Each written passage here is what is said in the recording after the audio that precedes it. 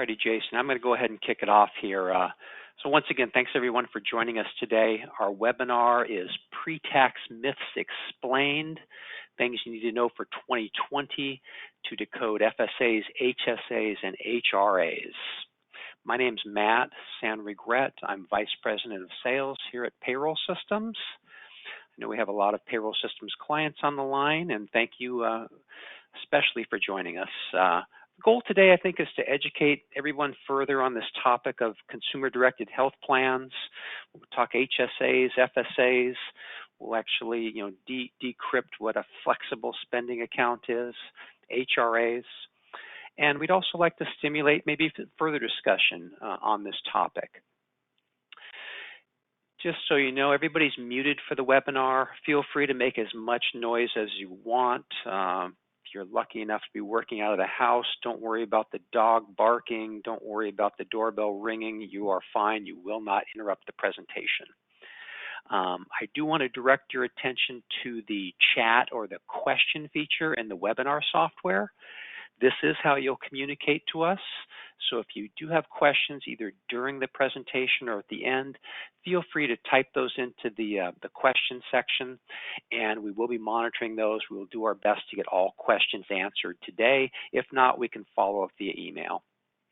And we will also post full contact information at the end of the webinar here, so you can reach out directly via email for more detailed information or simply to continue the discussion. All right. So for those of you not familiar with payroll systems, we've been a leader in services such as payroll, time and attendance, employee management technologies such as recruiting, onboarding, and benefit management software. We also offer consumer-directed healthcare plan administration, like the types of plans we're going to be talking about today. We're truly a total workforce management focused company located here in the San Francisco Bay Area. I'm pleased to introduce our guest speaker today, and that's Jason Cook. Jason, say hi.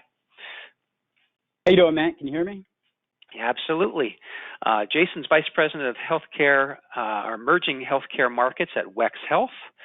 He's spent the past 13 years both on the technology as well as the banking side of the consumer-directed health account business.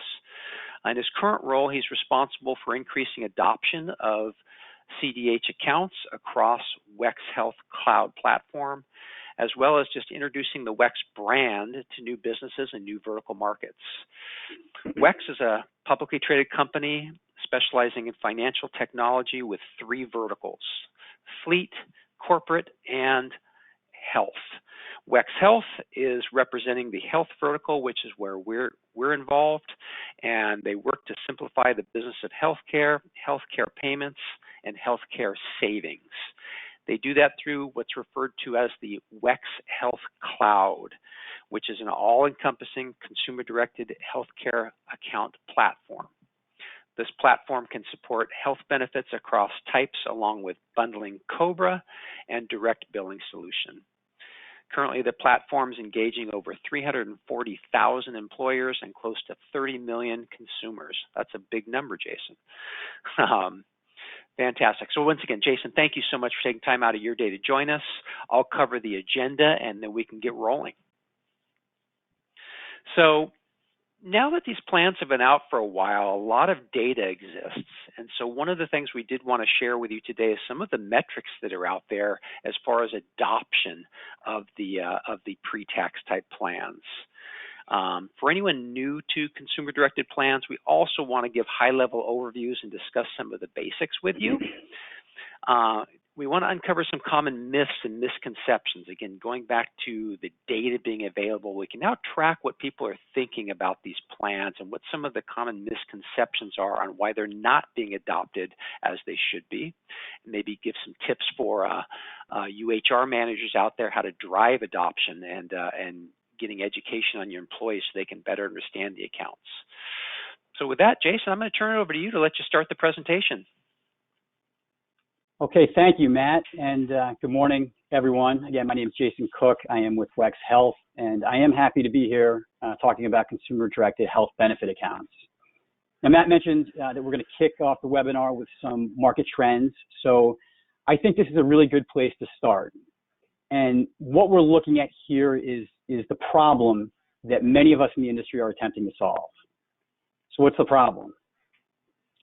The problem is that American consumers are not paying for out-of-pocket medical expenses in the most tax-efficient way, right? National health expenditures, I think we know, are north of $3.6 trillion. And what we see with this chart is a comparison of total out-of-pocket healthcare expenses to out-of-pocket expenses that flow through a health benefit account. So, total out-of-pocket spend, which is a subset of total health expenditures, is represented with the light blue bar. And the darker blue bar that you see, that's out-of-pocket spend flowing through consumer-directed health accounts, which is, really a subset of both total health expenditures and out-of-pocket spend. So I think the first thing that jumps out immediately is that American consumers are overpaying for their out-of-pocket responsibility using post-tax dollars, right? Let's look at 2018, for example. $85 billion of total out-of-pocket expenditures flowed through consumer-directed health accounts. I mean, that sounds like a large number. It is a large number. But when taken into context and compared with total out-of-pocket spend, it only represents 22%, right? 22%. So that means we have $294 billion of out-of-pocket expenses that were paid for with post-tax dollars. And so, whether you have somebody that opts for an HSA eligible health plan or a traditional plan, there is deductible risk, co-pays, there is out-of-pocket spend that will impact virtually every American consumer. And many aren't aware that there is a more tax-efficient way to pay for these out-of-pocket expenditures, so they pay for them with post-tax dollars. And so, that's what we're really attempting to solve for, and it's no easy task, I'll tell you. Looking at this slide, we have a glimpse into the overall CDH account market across all consumer-directed health accounts. So, we're looking at about 21 to 20 million new consumer-directed accounts that are projected to open between now and 2022. So, a bit slower growth compared to 2014 to 2018, but 9% across the board is strong growth, considering, the law of large numbers, in that, right, it's a lot harder to grow at a higher percentage when you start at 75 million accounts compared to 45 or 47 million accounts. But the point here is that, we really do have a vibrant market that's becoming more and more relevant every year, quite frankly, because more consumers are engaging with these products.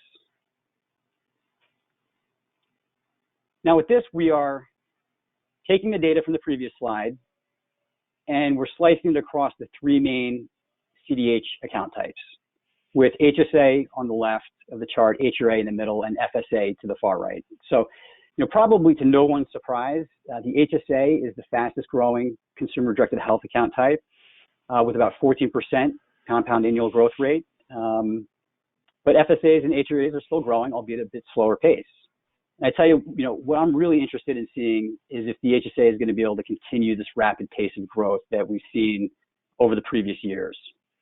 So if you look at some market estimates, some estimates have the HSA market maturing or topping out at about 55 to 60 million accounts. So figure from where we're at today, we're about almost halfway through that marathon in terms of the number of new accounts that are projected to open. Now, as it relates to, the HRA, I think we're going to see some accelerated growth in this segment. I'd say the individual coverage health reimbursement arrangement as of 1/1/2020 is now available to employers of all size. And, we'll see in a moment, in a little bit later in the presentation, how that might impact this segment.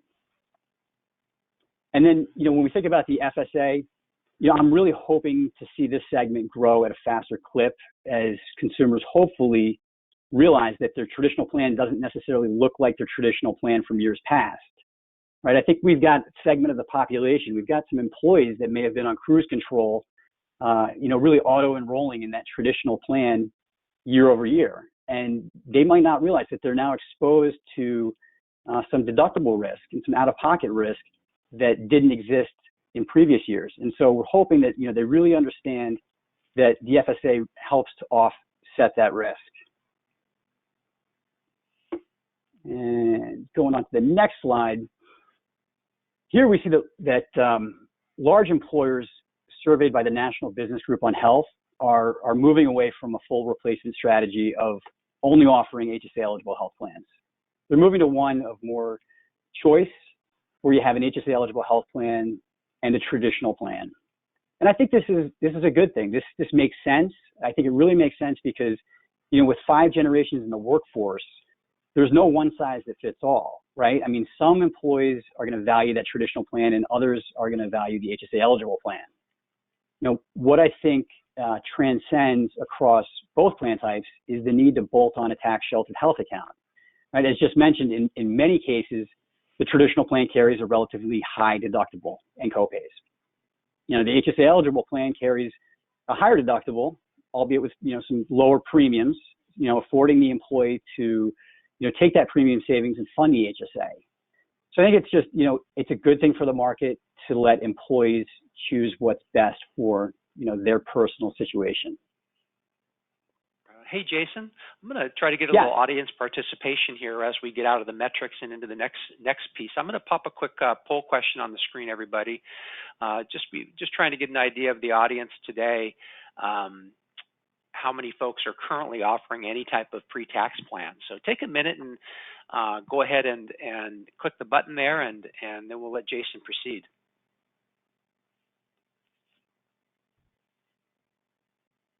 See who's still paying attention after 10 minutes. Yeah, it looks like we got a pretty good group in there, so I'll go ahead and I think we can close that out. All right, go ahead and proceed. Looks like the group, it's about 50-50, slightly more yeses than nos, just so everybody knows, but not strong.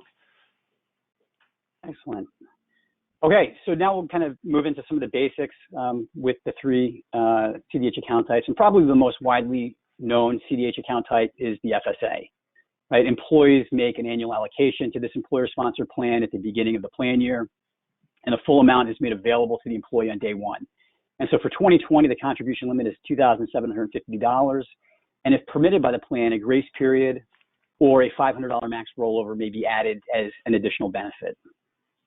The dependent care FSA, really sort of a no-brainer for dual income families. And I really shouldn't say it's really a benefit for anyone, any family that wants a pre-tax benefit to pay for things like preschool, summer camp, childcare, and in some cases after-school activities. And so, this benefit is for families with children under the age of 13, and in some cases can be used for care for a spouse or a relative who is physically or mentally incapable of self-care. And that's assuming that that individual lives in the participant's home. Last but not least, we have the limited purpose FSA or LPFSA. And the LPFSA is a great way for employers to couple an FSA benefit with an HSA, right? So the LPFSA is limited to what the IRS considers other accepted benefits for HSA eligibility, things like vision and dental, but not long-term care. So if you're working, with an administrator that offers CDH account types, or CDH accounts, this is a differentiator for how technology can simplify the experience for the employee. And, if you think about it, not all CDH account offerings offer what I'll call a multi-purse debit card.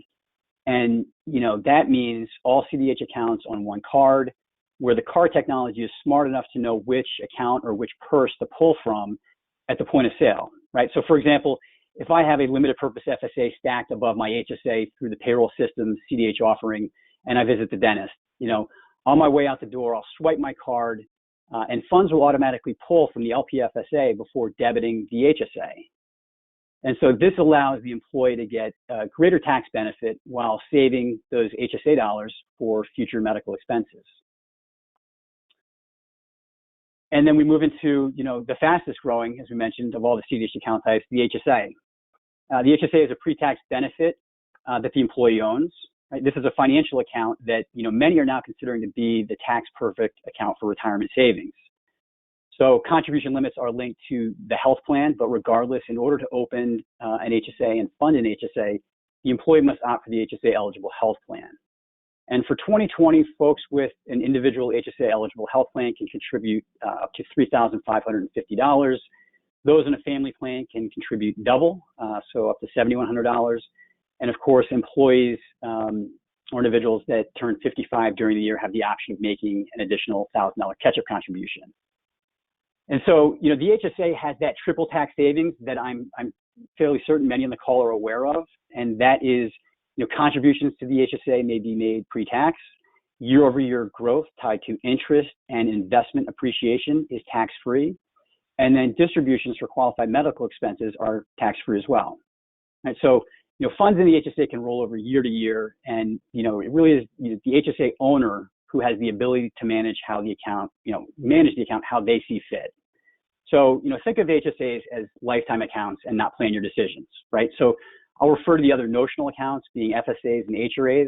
Those are plan year decisions made each year. The HSA remains a viable funding source for qualified medical expenses so long as there's a positive balance in the account. And now we'll stick with the HSA for a few more slides. And let's start by dispelling, a long-held misconception that HSAs have had. And, since I've been in the business, HSAs have really been talked about, especially in some circles, as, only a benefit for the wealthy. This is only a tax break for the wealthy. It doesn't benefit anybody else. And this could really be further from the truth. The HSA really benefits all income tiers and not just those in the top 1%, top 5%. And in fact, when we look at the data, HSAs are in fact a middle-class benefit with the average household income for an HSA owner in line with an FSA participant. So you get an FSA participant just above $57,000. The HSA is just under $58,000 in annual household income. So, I guess going back to, there's no one size fits all. It's wrong to lump every American consumer within a certain income band together, right? We want to give them choice. We don't want to let them decide because, shoot, that 23-year-old just out of college, might be making $40,000 a year, $35,000, $45,000 a year, whatever it might be. That individual may very much want to take advantage of the HSA because the traditional plan potentially offers more coverage than what's needed. And so the HSA market evolution, over the next two slides, I'm really hoping to display what I'll call the uncommoditization of health savings accounts. Right? In the early years, the HSA looked and felt like a checking account. Banks were the first ones to offer the HSA because it, felt like a deposit product. So, those early to market repurposed checking accounts to accommodate IRS required tax reporting, and then they called it an HSA. Right? There was a checkbook, there was some sort of an online banking experience, maybe a debit card. There might have been an investment solution, but really not integrated. But many of the HSAs at this point in time, they look the exact same, and only really to be differentiated by price. And so that's why I'm sort of referring to it as a commodity here. And think of it, especially 2004, 5, and 6, this was a shelf product sitting next to other banking products like checking accounts and savings accounts. Not super exciting. Now here we are today, and we've got the same table, but I think we need to take a minute or a second to just appreciate how much it's expanded. We have now more market players, broader distribution, and enhanced HSA functionality that has really uncommoditized the HSA. Right? So I think software that's been developed specific for the administration of health savings accounts has differentiated the product and now offers true value to employees that interact with their account. So if you think about it, what was just a checking account can now be differentiated by technology with a single platform that offers all CDH account types, multi-purpose debit or multi-purse debit card, for simplifying healthcare spend at point of sale, seamless integration for investments, and claims integration that may be presented to employees in a dashboard view so that the HSA owner can see how they're spending healthcare dollars and how they're saving healthcare dollars for future medical expenses. So, again, what was just a checking account is no longer a checking account. It's, technology matters, and technology has differentiated the market players. So much so that employers need to understand that no two HSA solutions look exactly the same. And before we move on to HRAs, this is the last slide specific to HSAs. But I want to give everyone a visual for what I refer to as the tax perfect retirement account. And so what we're looking at here, and using all of the same assumptions for contributions, rate of return, tax rate. We're essentially running a race to show how after-tax balances for healthcare expenses grow in an HSA, a 401k, and a Roth IRA. And so our assumptions are we're going to put $4,000 into each account. We're going to have a 5% rate of return. We're going to have the same tax rate during the working years and same tax rate at the time of distribution, assuming a lower tax rate at retirement. And so really it's saying, okay, if I'm retiring in year 2, year 10, year 20, here's what my after-tax balance looks like using these assumptions. And so the HSA wins the race by a long shot in that it has two distinct advantages over both the 401k and the Roth IRA. One, when funds are contributed to an HSA, they are exempt from the 7.65% FICA tax, payroll tax. And two, when funds are taken out of the account for a qualified medical expense, they're not taxed. And so, those two advantages and using all the same assumptions in this model give the HSA a 31% increase in healthcare purchasing power after 20 years. And that's powerful. And that's something that's, widely not understood by most consumers. And I'll tell you, I was at a retirement plan conference a couple of years ago and attended a session on HSAs. Right? This was a panel. And at one point during the session, the moderator asked the audience, filled with financial advisors, defined contribution record keepers, retirement plan advisors, folks that worked for mutual fund companies. And this was the largest 401k summit of the year. And the question was, if you could have $1 million in HSA, or if you could have $1 million in an HSA or a 401k at retirement, where would you rather have those assets? And much like Matt's poll just a few minutes ago, this was an interactive poll, so everybody grabbed their smartphone and, logged their answer. And I'll tell you, more than 60% were incorrect in choosing the 401k, right? The HSA is the right answer. And it's the right answer because at retirement, the HSA turns into a 401k, essentially turns into a 401k. It's still called an HSA, but it essentially turns into a 401k in that distributions for non-medical expenses are taxed as ordinary income with no penalty from the IRS. And so if you think about it, if Fidelity, with their Fidelity healthcare cost estimate, is correct in saying that the average 65-year-old couple that retired in 2019 will have $285,000 in out-of-pocket medical expenses during retirement, American consumers are better off taking that as a tax-free distribution, right? Why have that money included as income when it doesn't have to be? Hey, Jason, that begs the question. A couple things. First of all, I really love your retirement tax bracket there. I love the optimism that that's going to stay at 15%. I'm not so confident. But number two, we, being on the payroll side of things, we deal a lot with 401k plans, 401k administrators. So you mentioned these retirement administrators getting into HSA offerings. Is there a formal shift from the retirement community, these traditional administrators, getting into the HSA as opposed to these being more on the insurance benefit broker side of things? Yeah, so what I would say is that, I wouldn't call it a battle yet. I would say, so this conference I was at was actually 2.5 years ago. And, when they started hearing that HSAs might double the contribution limits to out-of-pocket maxes, a lot of folks thought that, the HSA would in fact siphon off assets from 401ks. And so it became super interesting for these folks to figure out, how do they monetize this business? How do they get into it? And so what we have seen over the past, 12 months is several 401k record keepers get into the HSA business.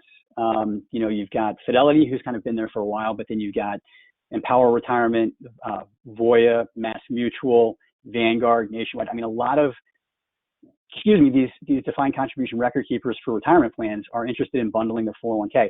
I think it's very much still a health benefit account. So I think that distribution from brokers and consultants is extremely important because, this is, from an education standpoint, I'd say the health business is more competent in speaking to how these accounts work, how the high deductible or how the HSA eligible health plan works and so forth. So they're certainly coming into the market and looking to disrupt it, but I think that there's room for multiple distribution plays. That helps. Got it.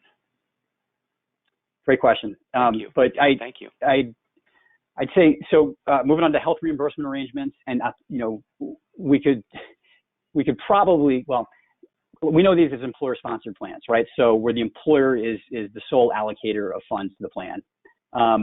Employees are reimbursed tax-free for qualified medical expenses up to a maximum dollar amount for a coverage period. And the HRA may come in different flavors or plan types, and that's determined by the employer. So it might be integrated with a health plan, it might be a suspended HRA, it might be a retiree HRA, and most recently may now, once again, be a standalone HRA. And so I'd say most folks are familiar with the integrated HRA that is used to cover out-of-pocket expenses under a high-deductible health plan.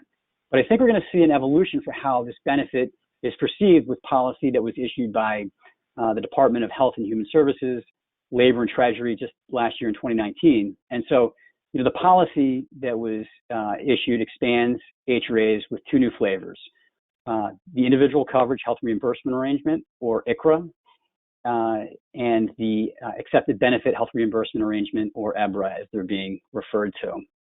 And I'll tell you, we could probably take an entire webinar discussing just the expansion of HRAs, but for the context of this session, we'll break it down to just this slide, where we're looking at the QSARA, the ICHRA, and the EBRA. And so the QSARA, that was born out of the 21st Century Cures Act in 2016, and that might have been the first attempt to bring back a standalone HRA, but it has its limitations. Employer size was capped at 50 employees. It's not compatible with HSA plans. There are allocation caps. Group coverage is not permitted, so that includes vision and dental. Carryover amounts are capped. And so I think, this might be I think this is a valuable benefit for some employers, but it just feels like it's limited to being relevant to just a very few.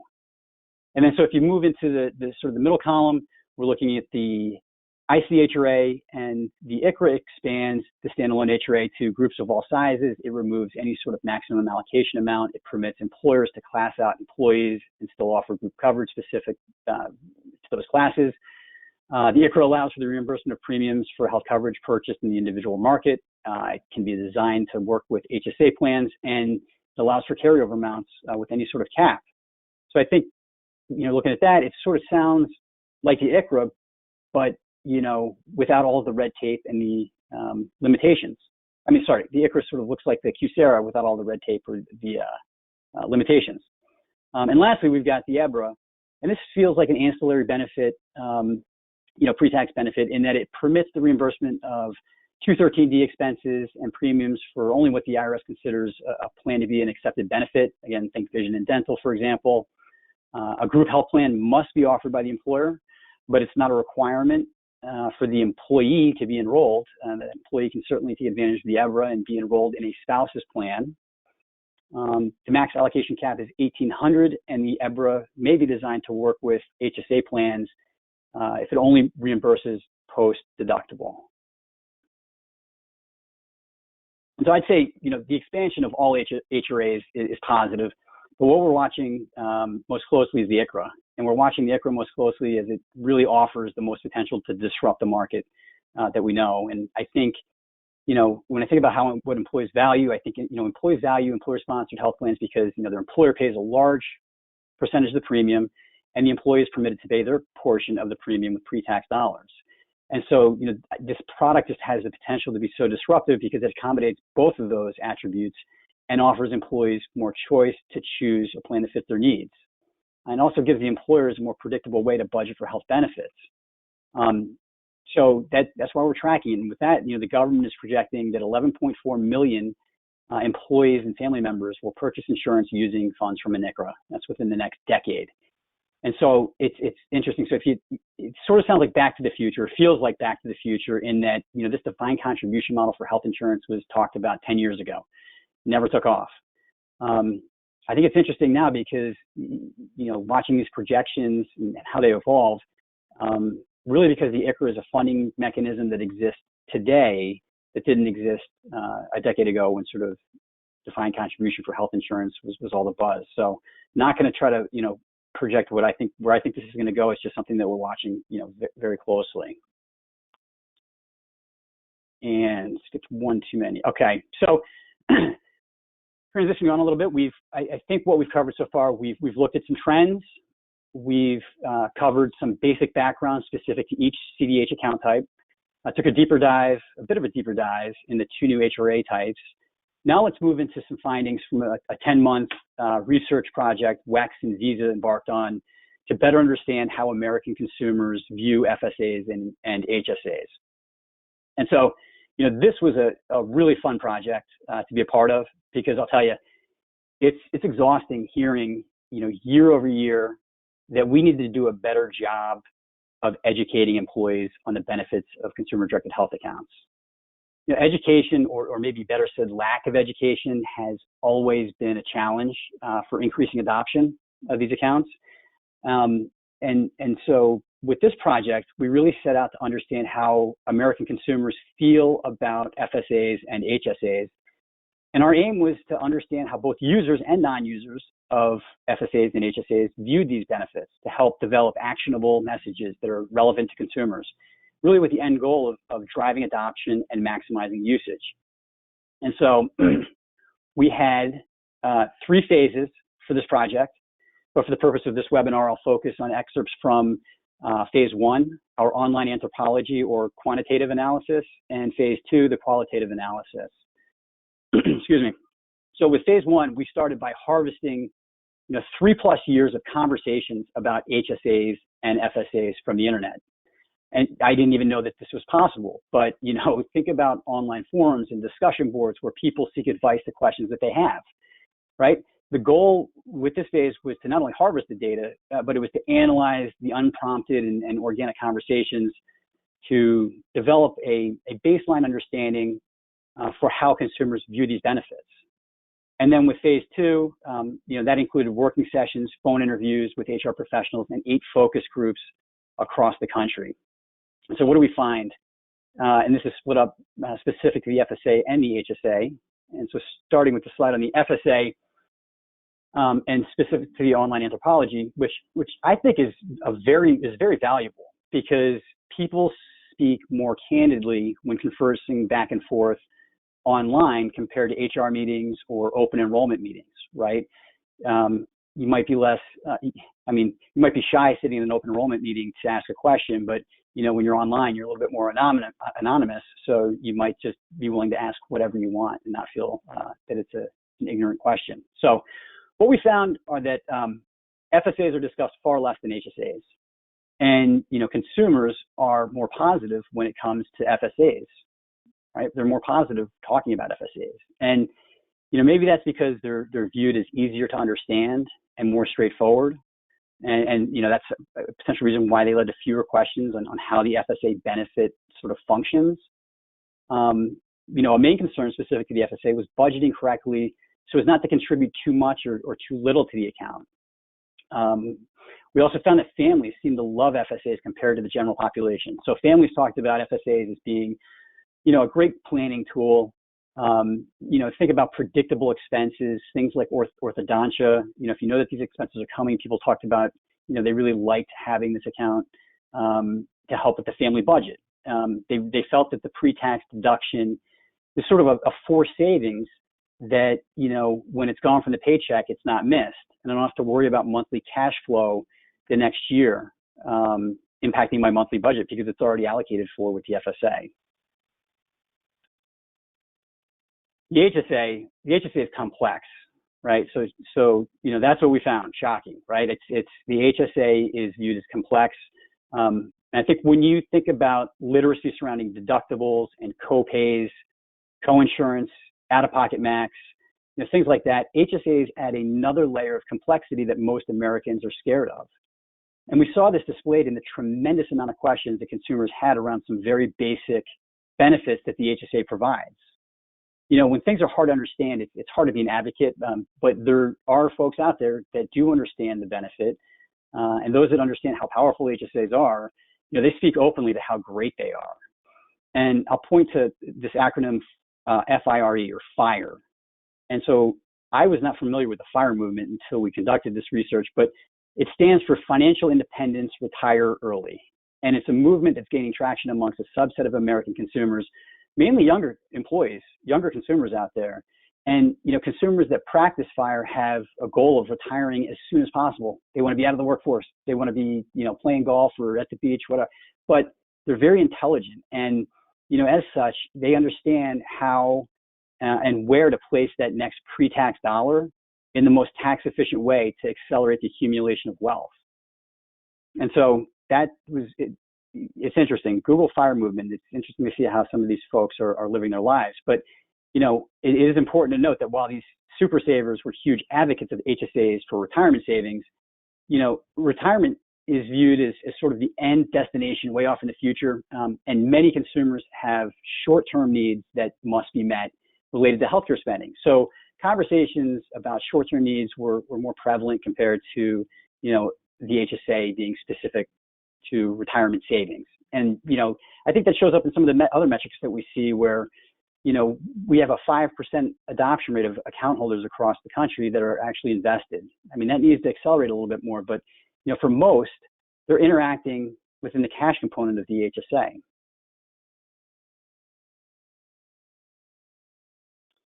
And some misconceptions surrounding these consumer-directed health accounts. It's, you know, 30% believe that HSAs are use it or lose it. That is incorrect. 40%, they think that the FSA dollars can be invested. And that's, you know, a huge distinction that needs to be made, especially with the two accounts, in that the FSA is an employer-sponsored plan. The HSA is individually owned. FSAs cannot be invested. But one of the most important, interesting findings that we heard, you know, time and time again, was that HSAs and FSAs are not for someone like me, meaning they're not relatable, thus not relevant. And in one of the focus group sessions, you know, I heard from a 28-year-old non-HSA user with a $100,000 annual salary. And this gentleman said that, you know, he had never considered an HSA because he and his wife have minimal health-related expenses. He went on to say that he'll consider an HSA in the next few years when they start thinking about having children. And I mean, you get a picture. We're all sitting behind this one-way mirror, but I literally wanted to, you know, jump up and pound on the glass and say, you know, you are a phenomenal candidate for an HSA. You know, you're way overinsured with the traditional plan, and had you opted for the HSA, you know, 5 years ago, you probably would have tens of thousands of dollars saved in preparation for this family that you're planning for. But it wasn't relatable, and so, you know, how do we make it relatable? How do we start changing the story? And I'll just point to two here because we'll look at more examples in a few slides. But I think we really need to stop saying high deductible health plan because that's scary. Even the acronym HDHP, it sounds scary, kind of cuts consumers off before they even consider the benefits of an HSA. And so, you know, referring to it as the HSA eligible health plan that provides premium savings, I mean, that sounds really good. And that can get people to understand and look at the benefit. And then when we think about even something as simple as portable, I say portability all the time, and I'm guilty of it because I thought it resonated with everybody. But we found that the average consumer, portable is not relatable, right? And so, you know, we say portable being, okay, you're going to take your HSA from job to job and into retirement. You own it. It's portable. But we heard from these consumers, and you know, many of them said, why don't you just say it's mine? And when I leave my job, I take it with me. I mean, it almost seems too simple. But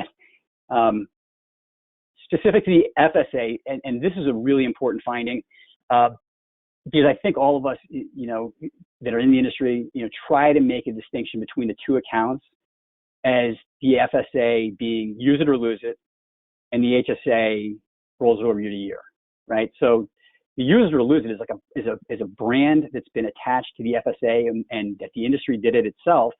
But American consumers associate use it or lose it with the FSA, and for many, it just sounds too risky to participate. Right? I mean, we talked about out-of-pocket spend and the fact that most all traditional plans today have some sort of a deductible, right? FSAs don't have to be funded to the max, so employees can dip their toes in the water with small pre-tax allocations and then adjust as needed in future years.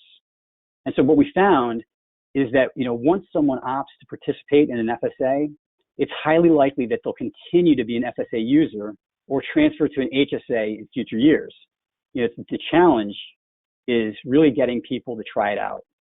And, you know, we found that FSAs designed with a $500 rollover are much more appealing and have higher adoption rates compared to plans that lack the rollover, right? It just gives employees, you know, peace of mind that they don't have to budget to the exact dollar amount. They just have to get close and then adjust or readjust as needed the following year. Now, specific to the HSA and referred to here as, a black box, that I think throughout the project, it became very clear that non-users and many new users of HSAs don't really know what's inside. I mean, take a look at this quote, from one of our focus groups. It says, "I want control of my money, and this makes me feel like the company has control of it." I mean, that couldn't be further from the truth, right? Employers, in many cases, assist in establishing a relationship with an HSA provider and funding the account. But as soon as those dollars hit the account, they belong to the employee, right? Even in the most extreme instances where, for example, an employer fully funds an employee's HSA on January 1st, if that employee leaves on January 2nd, the money belongs to the employee and they take it with them. So when discussing HSAs, with employees, I think it's really important to make the distinction between, the health insurance plan and the HSA, because in many cases, employees thought of the HSA as a type of insurance, and they really need to understand, that it's a financial account for managing, spending, and saving for qualified medical expenses. This FSA or HSA isn't right for me. Means that the employee doesn't understand, or the consumer doesn't understand why it's relevant to them, relevant to their personal situation. I think, think back to our previous example of the young man who planned to give HSAs a look when he anticipates higher medical expenses in the future. My guess, and this is just a guess, but my guess is that during open enrollment, the HSA was presented as a way to pay for expenses before the deductible of the high deductible health plan is met. And that's 100% true, 100% true, but it's not the whole story. So, this individual may have taken limited information and thought, well, my wife and I, we have virtually zero medical expenses, so I must not need this HSA because we don't spend enough to make it relevant, right? In actuality, this employee, potentially made a poor financial decision. He and his wife, could be overinsured with the traditional plan. They missed out on years of premium savings with the HSA eligible plan, missed out on saving those HSA dollars or saving those premiums and depositing them into the HSA, and then missed out on lowering the family's taxable income.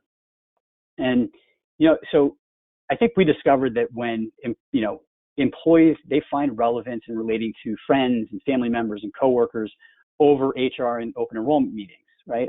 HR can say, the HSA or FSA is a fantastic benefit, but adoption increases when employees hear from peers that are participating and benefiting from these account types. I think it's just a little bit more credible coming from somebody who's in the plan, somebody who's like them.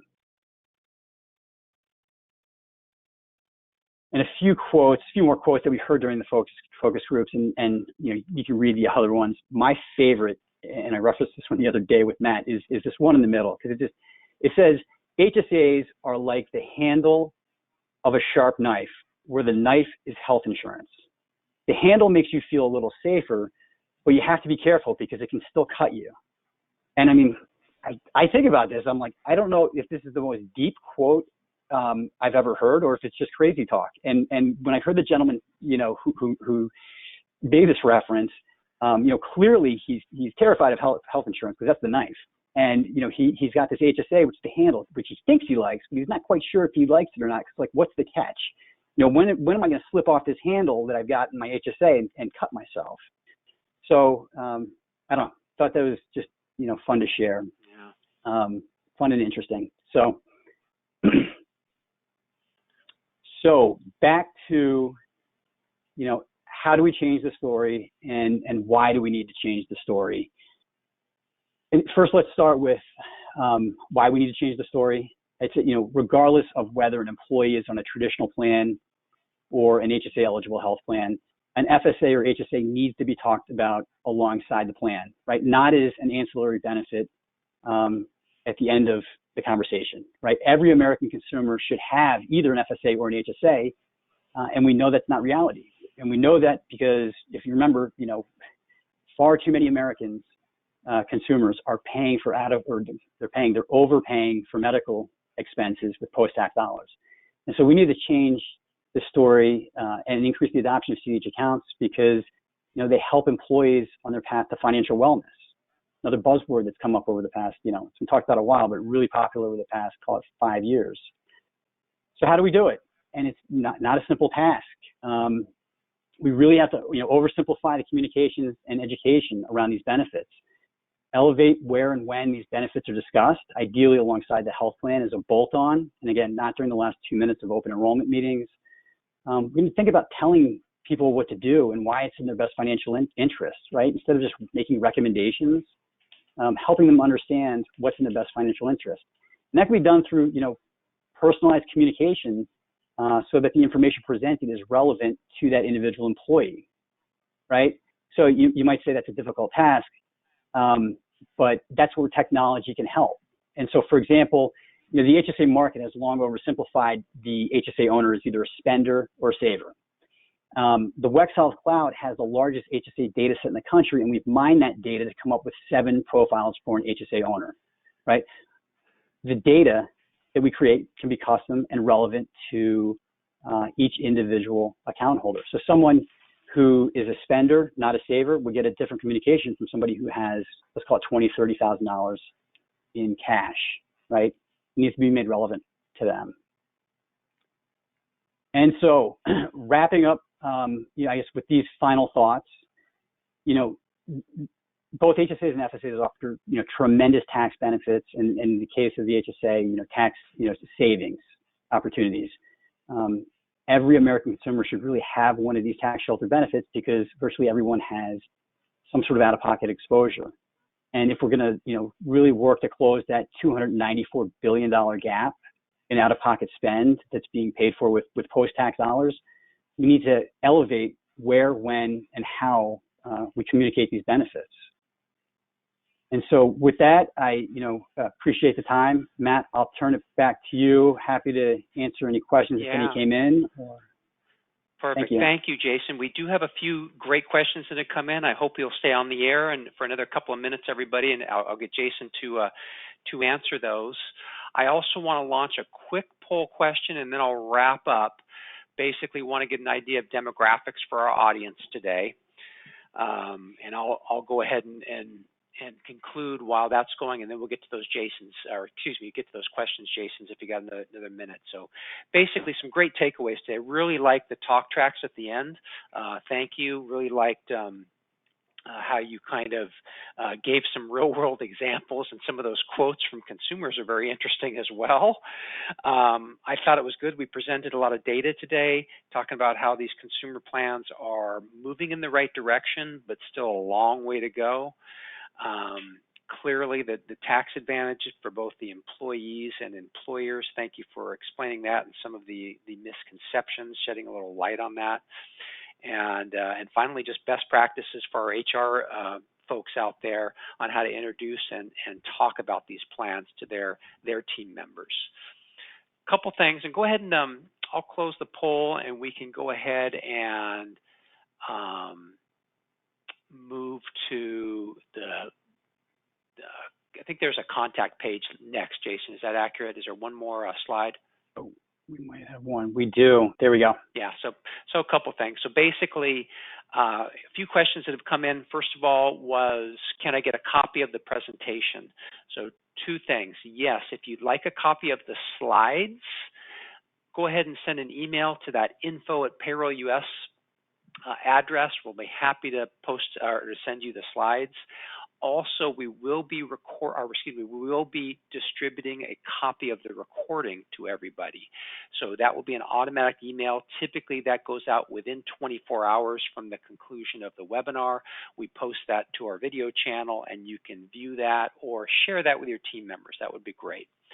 So a couple questions. So first and foremost, this concept of saving and pitting the HSA against a 401k or some other retirement vehicle. The question was, a lot of employees don't even have the money to contribute to a 401k, let alone max a 401k. How are we asking them to max a 401k in addition to an HSA? What's the talk track? What's the strategy there? Yeah, so interesting. This is where I think, think about this. So we're seeing social norms change in terms of, how people are perceiving the HSA specifically. And it's not about maximizing the 401k first and then doing something with the HSA. I mean, that's very difficult to do.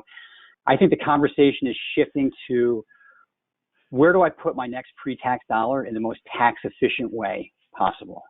And so that, employees, I think, are really concerned about cash flow and their net paycheck, right? So in most cases, an employee would benefit from getting any sort of employer match to the 401k, then toggling over to maximize the HSA contributions, and then going back to fund the 401k. Because again, we talked about the 7.65% FICA tax savings.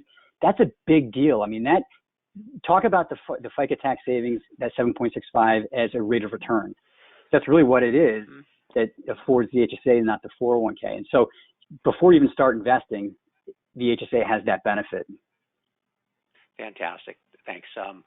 Another question, are there any type of minimum deductible for an HSA account? So when you set up the deductible complementary plan, what's the minimum deductible for an HSA account?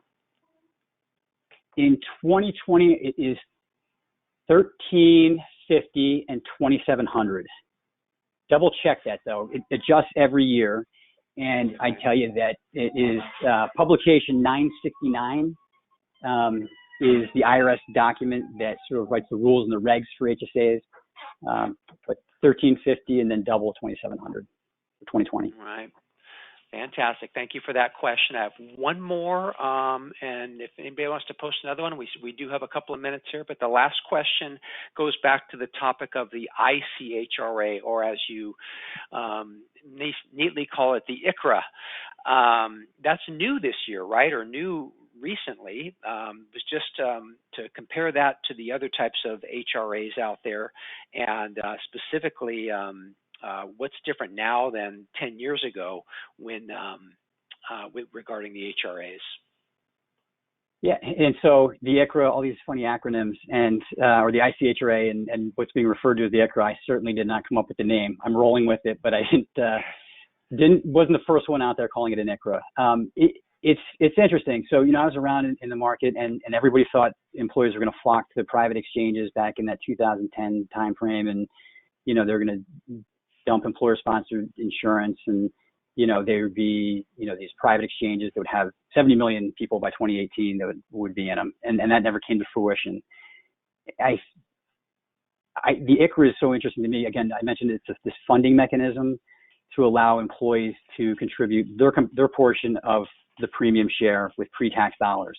Now, of course, we've got the individual market that isn't as stable as the employer-sponsored market. I don't think that this is going to take over the world by any means, but I think what we're seeing is that we've seen adoption of the ICHRA plans with this 1/1/2020 open enrollment, and we're seeing it across not just the small group market, but across groups that want to class out certain sets of employees and